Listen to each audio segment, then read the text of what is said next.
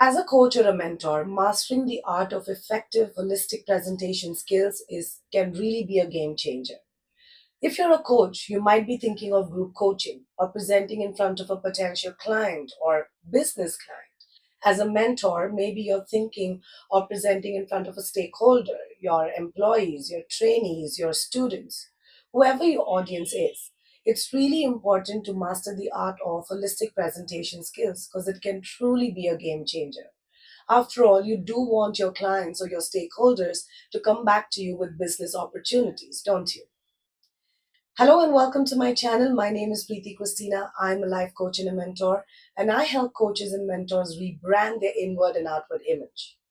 And one of the most important aspects of rebranding the outward image is enhancing presentation skills, where you and your content is impactful.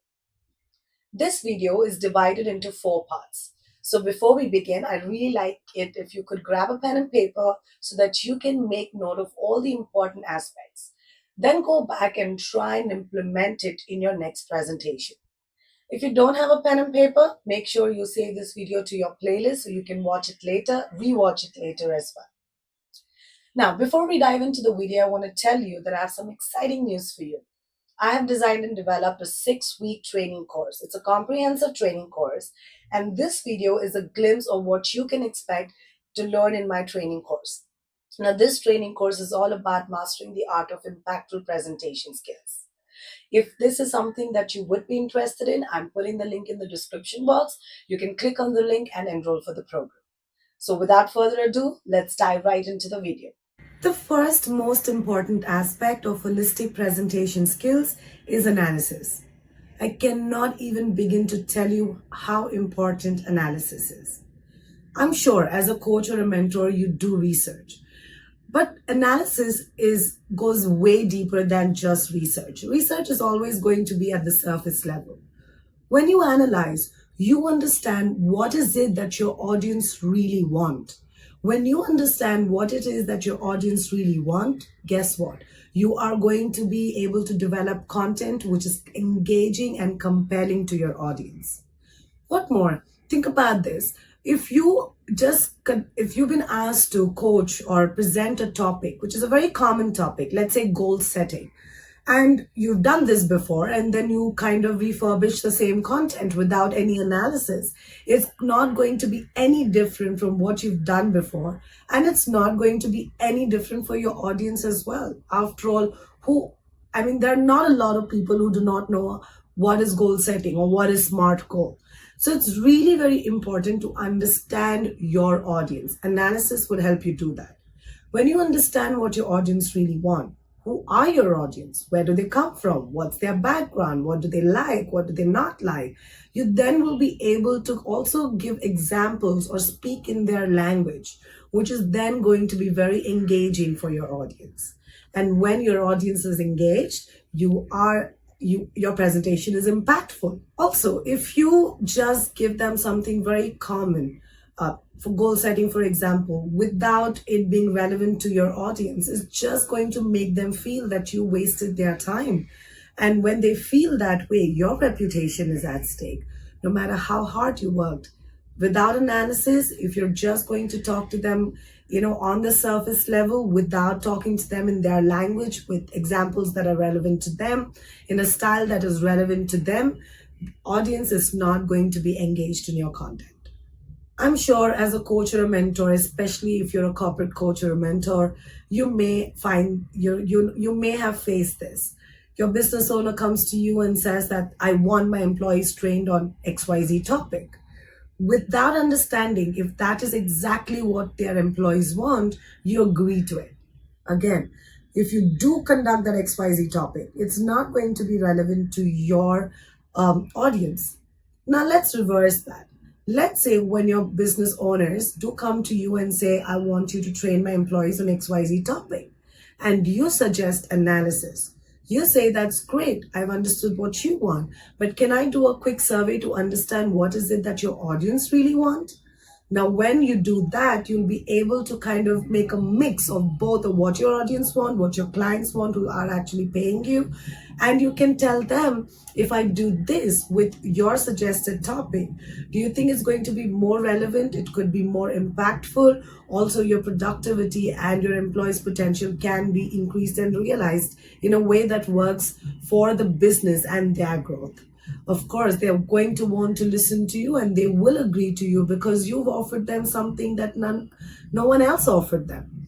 So when you analyze, you're able to then stand out of the crowd, show people what's your unique selling point, which is USP. So when ensure that before any kind of presentation, you conduct analysis. Go back today after the video and see where can you conduct analysis? What are the different ways you can conduct analysis? It could be pulse survey. It could be something as simple as one-on-one conversation that you have with your clients, your stakeholders, or your employees. It could be something that is off the internet. Whatever your way is, try giving analysis a try. I'm sure it will work in your favor. The next step is to design engaging content. Now, content development can really be an overwhelming process. You could be someone with little or no experience on how to work PowerPoint presentation. Maybe you know how to use PowerPoint presentation, but then when someone asks you to prepare on a topic, you start Googling information and you start dumping it in the PPT, and then you don't know what to edit, what to delete, what to keep. So this can really be an overwhelming process. But if you conduct your analysis, this step will really be fairly simple. Designing and engaging content is not just about PPT. It's about what you're going to tell your audience. How are you going to tell them? Why are you telling them? So your content should have all the information. So the first thing you can do when you're trying to develop a content is to outline or make a skeleton of how your entire presentation is going to look like. For example, let's say you are asked to present on goal setting for a couple of junior executives in your company. Now, this is something, your outline could look something like, why is goal setting important? How can goal setting impact their personal and professional life? What are the different techniques to set effective goals? What are the obstacles to set goals? What are the different tools and resources to set effective goals? Now, you see, once you know how it works, you know what information then you can research on Google and then can use it in your presentation. Let's say as a mentor or maybe as even an executive coach, you've been asked to present in front of a client on how will your coaching or your mentoring will help a group of people or the company. You could do something like this. You can work on pre-analysis, your pre-data as to what went wrong. What are you going to do and what's the way forward? And how will the way forward impact the business? Now, this could just be a general outline. Once you have the outline, it will really become easy for you to understand and research or look for things. It's just like directing your mind to say that this is what I want, and your mind will look for that information. Once you have the outline, you will then work on what are you going to put under those outlines, what could be the subtopics, or how are you going to engage them. Which brings me to the third aspect of content development, is to engage your audience through your content. Now, there are several ways to do that. Once you have the outline of your content, you can then think about either starting to add pictures or videos or maybe experiential learning for all those kinesthetic learners who learn through experiences or by doing things. So try and include all activities. For example, whenever you're coaching a group of people or you're mentoring or training a group of people, it is best that you only talk 20% of the time, and 80% of the time it's your audience who is talking. Now, this is different, of course, if you have a large group of audience and you're presenting like a TED talk or a speaking session where 100% of the time you are talking. But then again, you can make that very engaging. So let's look at both of them separately. Let's say you're training or coaching or mentoring a group of people. Try and ask a lot of questions. You can ask them direct questions if you know their names. If you don't know their names, as a rule of thumb, Ensure before you start your presentation, you give them a name tag so that they can write their names, so that you don't point at them, but you can always, you have their name tags are right there, so you can always call them by their names. It actually helps them personalize and ensure that there is a connection between you and them. Second thing, you can always use storytelling. Now, this works best whether it's a small group of audience or a large group of audience, right? When you story tell, when you add humor, when you give examples, it actually invokes emotions. Have you heard people say that people may not remember how you look or what you wore or how you speak, but they will definitely remember the emotions that you invoked in them? So, in order to ensure that your content is engaging, try to include all of these things. Now, please ensure if you're using PPT or Canva or any other such tools, to not ensure that there is uniformity. For example, if you're using live photos like stock images, please stick to that in your entire PPT. If you're using only vector images, those cartoonish images, please stick to that throughout the PPT. But if you're someone who's not using PPT, what can you do? You can use something, you can just use, sorry, just the whiteboard and a marker, or chart paper and a marker. Or if you do not have access to all of that and it's just a speaking session, then ensure that you use stories, examples, humor. Ensure that you don't go overboard with your humor as well. Questions help. If it's one or if it's a group coaching or training session, ask them to share their examples or the things that they went through. It just adds a lot of engagement and relevance and ensures that you're not the only one speaking, but they are speaking too. So that solves your 80-20% 80-20 rule of presentation skills. Another thing, sometimes you as a presenter can get a little nervous. So when you ask your audience questions, when you ask them examples or to share their experiences, it gives you a little bit of time, a breather, to step back, breathe, and collect your thoughts. So the next time when you're speaking, you are speaking more powerfully and more impactfully. What is your thought on audience engagement? Let me know in comments. I would love to hear from you. Also, if you like the video, what are you waiting for? Give me a thumbs up so I can make more such videos with you. All right. The fourth most important aspect of holistic presentation skills is communication. Communication is made up of both verbal and non-verbal. And your non-verbal plays more important role than even your verbal communication. Have you ever heard, and I say this very often, is not what you say, but how you say it matters the most. So, your verbal communication for presentation could be your language, is your language actually, not could be, but is your language. So, choose a language that you are most comfortable in. Whether it's English, Hindi, doesn't matter. Whatever language suits you, as long as your audience can understand it, it does the work. But your non-verbal communication is the most important aspect in your presentation. Your non-verbal communication includes your body language, your tone of voice, and the pace that you're speaking in.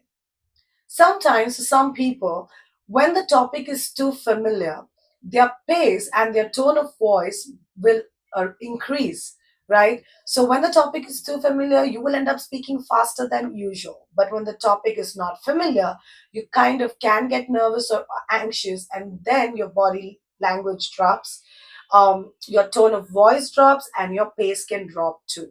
So it's very important to ensure that you are speaking in a tone of voice and pace which is very neutral. I have seen a lot of presenters when they're presenting, their tone of voice and their pace is excellent, but the minute somebody asks a question, their tone of voice and pace changes. The minute someone challenges, the tone of voice and pace changes. See, at the end of the day, when someone asks you a question, it's because they want to know more.